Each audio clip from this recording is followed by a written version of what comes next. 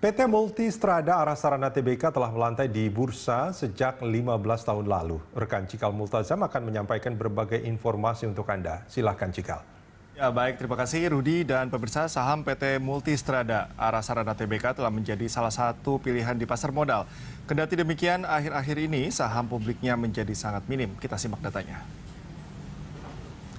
Ya, kita lihat PT Multistrada Arasarana Tbk dengan kode saham MASA melakukan IPO pada 9 Juni 2005 berada di papan utama bursa. Bidang usaha utama industri ban kendaraan bermotor, sektor miscellaneous industry dengan subsektor automotive and components.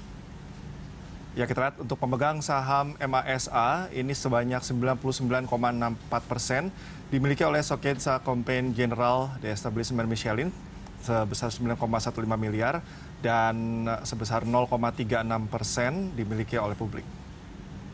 Ya, kita lihat pergerakan harga saham MASA dimulai pada awal Januari sebesar 460 dan cenderung menurun di awal Maret di 472 dan mencapai titik terendahnya pada akhir April 362 dan terus merangkak naik dari mulai Mei, Juni hingga Juli mencapai titik tertinggi di 595 dan pada pertengahan Juli ini turun di 540.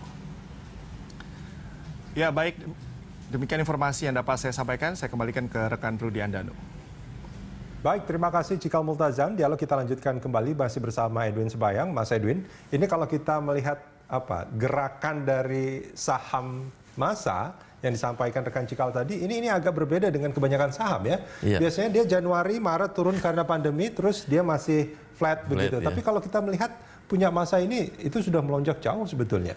Jadi kalau kita lihat ini ada dua hal. Pertama itu jumlah saham beredar kecil, ya kan. Lalu itu mengakibatkan likuiditas di market kecil, tipis. Sehingga naik turunnya itu bisa sangat cepat sekali. Jadi year to date kalau kita lihat saham massa ini udah naik 17%, Mas. Nah, mengakibatkan dampaknya adalah mereka punya PER itu tinggi sekali, 24 kali gitu loh. Jadi itu tadi kenaikan sahamnya tapi tidak diimbangi oleh kenaikan daripada net profit mereka. Ya, itu dampak dari likuiditas yang kecil tadi. Ini kan hanya tidak sampai 1% kalau saya tidak salah yang dilempar ke masyarakat ya.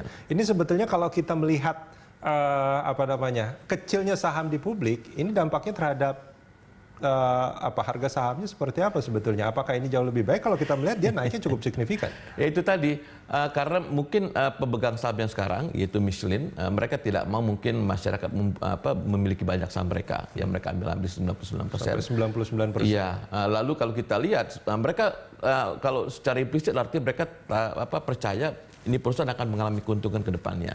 Nah, mereka sebetulnya sekarang tidak terlalu peduli menurut pemikiran saya tentang pergerakan market itu sendiri. Karena kalau kita lihat, kalau misalnya fund besar memasuk, mereka tidak akan mungkin masuk ke dalam saham tersebut karena itu tadi likuiditas kecil sekali.